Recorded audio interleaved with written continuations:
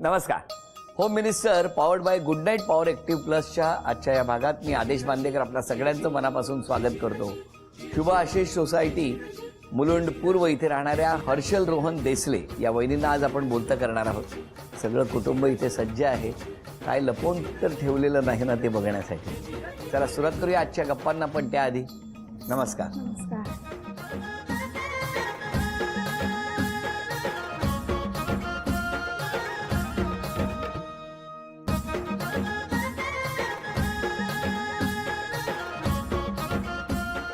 कुठली शाळा? वामनराव मुरांजन, कुठे? मुलुंड पूर्व. तुमची? सेम शाळा. कसं गेलं बालपण तुमचं? मस्त, खेळकर, खोडकर, सगळंच म्हणजे मस्ती करणारी, सगळं. मी टॉम्बॉयश होती, आहे आता पण थोडीफार. शाळेत? पण शाळेत जास्त करून शाळेत किंवा आजूबाजूला पण बॉईजमध्ये किंवा पण असं. तुमची same batch? Yes, same batch. एका वर्गात? डिव्हिजन वर्ग वेगवेगळे होते. हो का? आणि तुम्ही राहायला कुठे होता? मी तिकडेच मुलुंड ईस्ट प्लस हां. शुभ आशिष बिल्डिंग इंद्रप्रस्थ. नाही, पण यांच्या घरापासून किती लांब होता? 5 मिनिटाच्या अंतरावर. तुमच्या घरी कोण कोण? माझ्या घरी मला 2 मोठ्या बहिणी आहेत. दोघं बहिणींचे लग्न झालेत. आई बाबा असतात. आणि तुमच्याकडे? माझ्याकडे मम्मा, डॅडी वारले आता 2 वर्ष होतील डिसेंबरमध्ये, आणि माझी बहीण आणि जिजाजी. चला अधिक वेळ न दवडता कशी काय सुरुवात झाली? आमची आता बेसिकली आम्ही जस्ट ओळखत होतो की हां बाबा आम्ही आहोत एका शाळेतले. पण त्याच्यानंतर मग आमचा डिप्लोमाचे फ्रेंड होता एक, तो आमच्या दोघांचाही कॉमन फ्रेंड होता. म्हणून आम्ही दोघंही बसस्टॉपवर वगैरे बघितल्यावर हसायचो. तुम्ही फक्त हसायचो? कारण का आम्ही कधी शाळेमध्ये बघितलं पण नव्हतं ना, असं हसलो होतो ना बोललो होतो, कधीच नाही. मला तुम्हाला विचारायचं, तुम्ही यांच्याचकडे बघून हसायचा की जनरल शाळेत कुठली मुलगी दिसली की हसायचा? नाही, जनरल होतं ते तेव्हा. असं काही स्पेसिफिक रिझन नव्हतं. शाळा, डिप्लोमा. तुम्ही बसस्टॉपवर काय करायचे? दोघांचा रूट सेम होता. अरे वा, बरं, करेक्ट रूट होता तुमचा. हो, त्याच रूटने जरा नंतर फायदा झाला. मग त्याच्यानंतर मग इंजिनिअरिंग झालं कम्प्लीट. तिचं पण इंजिनिअरिंग झालं. नंतर मग आम्ही जनरली तुम्ही इंजिनिअरिंग कुठे केलं? मी वसंतदादा पाटील कॉलेज, प्रियदर्शनी. हां. मग त्याच्यानंतर मग आम्ही भेटायला लागलो. जनरली एकाच एरियात राहायचो. मग बोलणं सुरू झालं, जनरल डिस्कशन झालं. पण याच्यात पुढाकार कोणाचा होता जास्त? पुढाकार असा माझाच म्हणावा लागेल. काय? हो, ह्यानेच म्हणजे जास्त पहिल्यांदा स्टार्ट ह्यानेच केली होती. काय की बोलायला किंवा इनिशिएटिव्ह घेणं, तेव्हा असं काही तुम्हाला वाटलं नाही? काहीच नाही, अजिबातच नाही. न्यूट्रल होतं दोघांकडून की नॉर्मल बोलतोय आपण, हाय बाय असं चालू होतं. हे काय असतं न्यूट्रल बोलणं आणि वेगळं बोलणं? हे काय असतं? म्हणजे असं फ्लटिंग करणं असं काही नव्हतं. फ्लट करणं वगैरे असं काही नव्हतं, अजिबातच नव्हतं. आमचं नॉर्मल बोलणं झालेलं, बस दॅट्स इट. आणि त्याच्यानंतर मग आमचं वाढत गेलं, आणि नंतर मग 1-1.5 महिन्यानंतर मग आम्ही भेटलो. ती एक वेस्टला, मुलुंड वेस्टला. आता तुमचा रूट बदलला? हो, सगळं कॉलेज झालं, आता कम्प्लीट सगळं झालं. तुम्ही त्याच वेळेवर पोहोचला होता?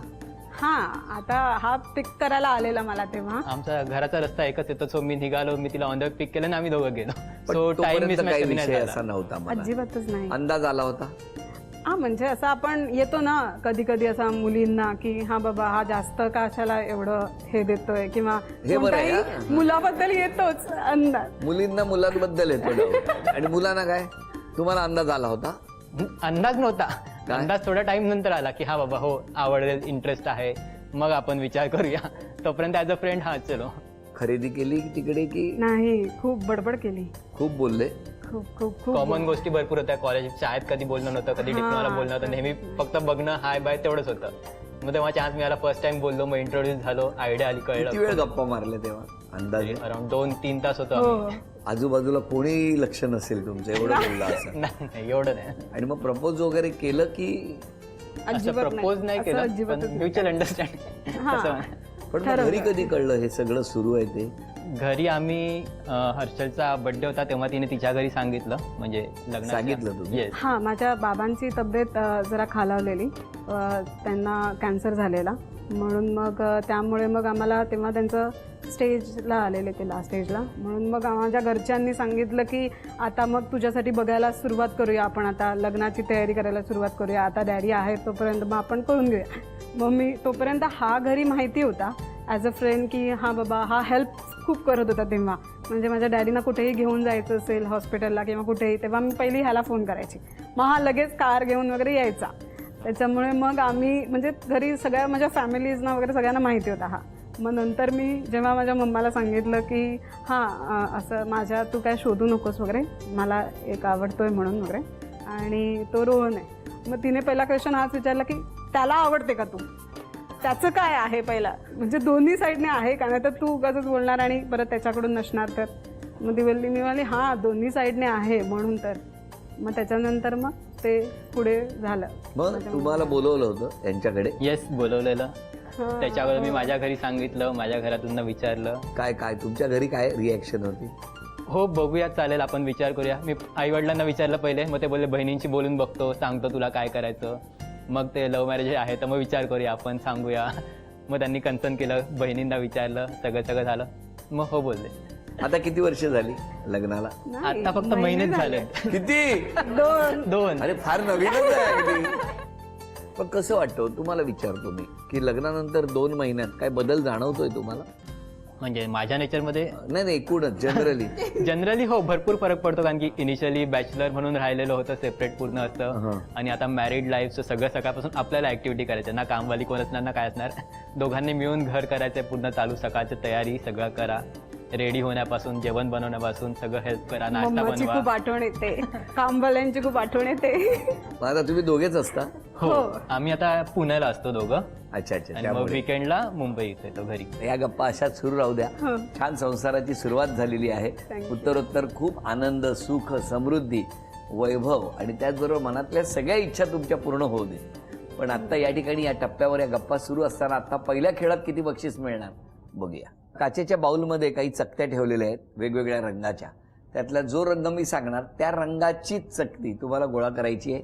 एका वेळेला एकच घ्यायची चमच्यामध्ये. हां, जर दुसऱ्या रंगाची आली तर आधीच्या रंगाचा, म्हणजे जो मी रंग सांगणार आहे त्यातली एक कमी होणार त्याच्याबरोबर. हां, थोडंसं आव्हान कठीण आहे पण खूप सोपं आहे.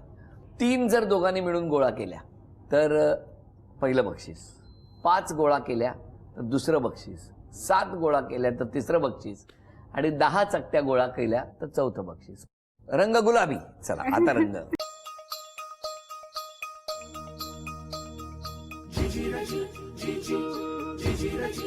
अत्यंत वेगाने 20 सेकंद होऊन गेलेली आहे. 30 सेकंद झाली, फक्त 30 सेकंद राहील.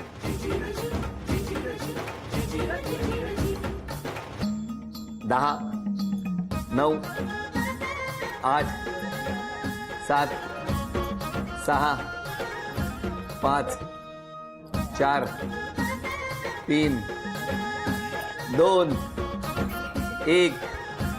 वेळ संपली. 1, 2, 3, 7, 8. 6. 8 आणि 6. किती झाले? 14. अभिनंदन, त्याला सगळी बक्षिसं मिळाली. धन्यवाद. हे चांदीचं नाणं तुम्हाला मिळालं, अभिनंदन. हा चांदीचा कुंकवाचा करंडा मिळाला, अभिनंदन. चांदीची तुळस मिळाली, अभिनंदन. आणि बघा संसाराला सुरुवात झालेली आहे. चांदीची अन्नपूर्णा सुद्धा तुमच्या घरात आलेली आहे. गप्पा तर अगदी रंगात आलेल्या आहेत. पण आता ना तुम्ही सगळ्यांनी यांच्याबरोबर असलेलं नातं सांगायचं आणि त्याचबरोबर या दोघांबद्दल तुम्हाला काही जर बोलावंसं वाटलं तर बोलायचं. माझं नाव सुशांत, मी हर्षलचा जिजू आहे. हर्षलबद्दल सांगायचं म्हणजे एकदम बिंदास व्यक्तिमत्व, एकदम फुल ऑन डेअरिंग. म्हणजे कोणी फोन केला हर्षलला तर चुकून तो बॉय आहे म्हणूनच समजेल, एक तर नावच हर्षल.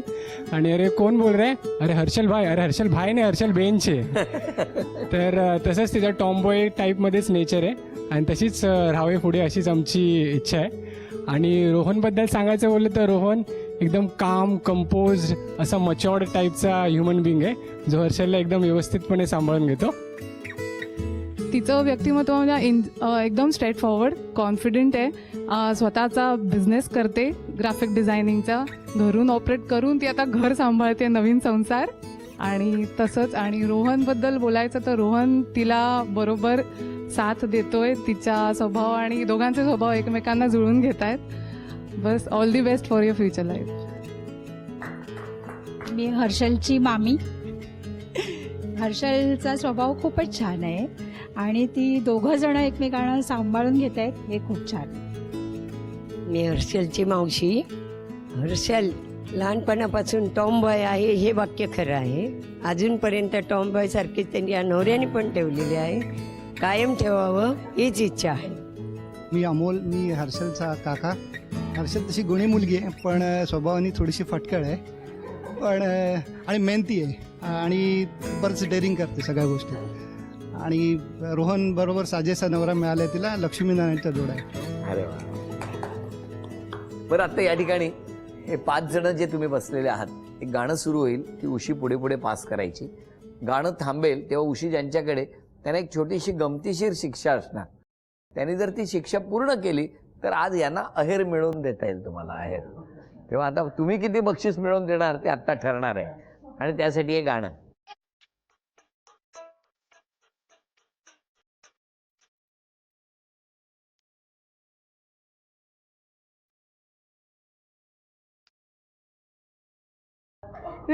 फर्स्ट 2 रिंग जोडायचे आहेत तुम्हाला 30 सेकंदामध्ये. बघूया, कलरफुल तुकडे देणार असंख्य आणि त्यातून तुम्हाला त्या 2 रिंग जोडायच्या आहेत. बघूया 30 सेकंदामध्ये हा खेळ पूर्ण करणार का. तुमची वेळ सुरू होते आत्ता.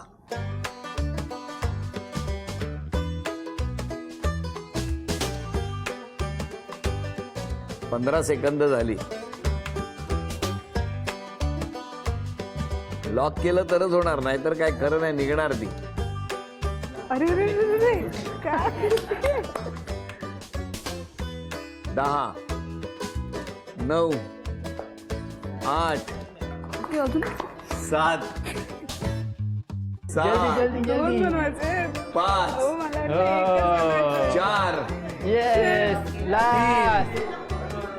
2 1 वेळ.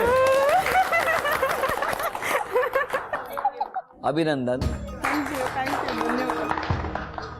झी मराठीकडून ही भेट. गाणं.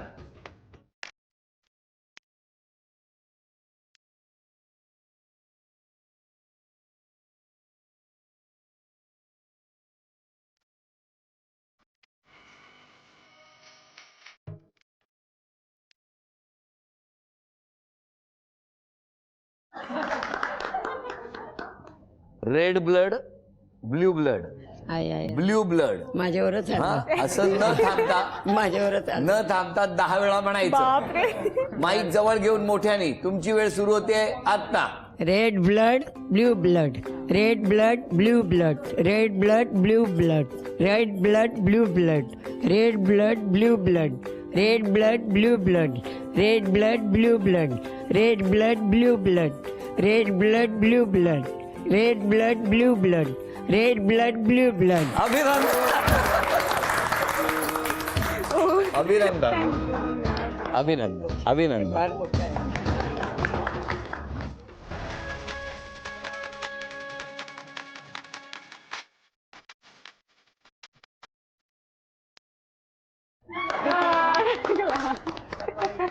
कच्चा पापड पक्का पापड. हा, किती वेळा म्हणायचं? किती वेळा म्हणजे सलग 10 वेळा न थांबता. तुमची वेळ सुरू होते आता. कच्चा पापड पक्का पापड. कच्चा पापड पक्का पापड. कच्चा पापड पक्का पापड. कच्चा पापड पक्का पापड. कच्चा पापड पक्का पापड. कच्चा पापड पक्का पापड. कच्चा पापड पक्का पापड. कच्चा पापड पक्का पापड. कच्चा पापड पक्का पापड. कच्चा पापड पक्का पापड. अभिनंदन. अभिनंदन. दोघांबद्दल तुम्हाला काही जर बोलावं असं वाटलं तर बोलायचं. दोघेही चांगले आहेत, चांगले. छान आहेत, काही प्रश्न नाही. हो ना. हे कुठे मुंबईतच असतात. हो, आई बाबा मुंबई. मी हर्षलची आई आहे. हर्षल खूप टॉमबॉय म्हणजे सांगतात सगळे त्याप्रमाणेच आहे. खूप मेहनती आहे. तशीच डॅशिंग म्हणतात, म्हणजे कुठलंही काम कॉन्फिडेंटली करते ती आणि ते पूर्ण करतेच ती नेहमी. तसंच जावई माझे रोहन खूपच छान आहेत, स्वभावाला पण चांगले आहेत आणि हर्षलला खूप सांभाळून घेत आहेत ते. तिच्याबद्दल मी काय विशेष चांगलं बोलणार नाही आहे. ती चॉकलेट चांगलं करते पण आम्ही कधी खाल्लेले नाही आहेत. आणि पुण्याला केव्हा बोलवणार आम्हाला ते लवकरात लवकर सांग. कधी पण अजून काय ते प्लॅनिंग झालेलं नाहीये. नाही. प्लॅनिंग झालं की बोलव. मी बोलवते त्यांना. आता या सगळ्यांनी आरोप केलेत तुमच्यावर आणि या आरोपांवरती तुमचं काय म्हणणं आहे ते आम्हाला ऐकायचं आहे. तुम्ही खूप स्पष्ट वक्ते आहात आणि त्यामुळे तुमच्या बोलण्यामुळे समोरच्याला बऱ्याचदा दुखावता.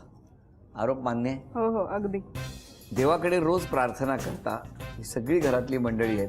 किमान 6 महिने तरी त्यांच्यापैकी कोणी पुण्याला येऊ नये. नाही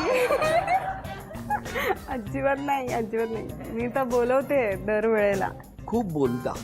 हो आवडतं, खूप आवडतं बोलायला.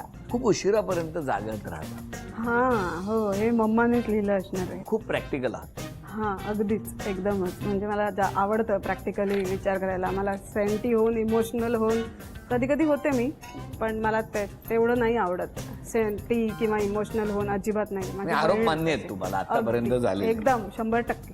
10 भाज्या ठेवल्या तरी तुमचं सगळं लक्ष बटाट्याकडे असेल.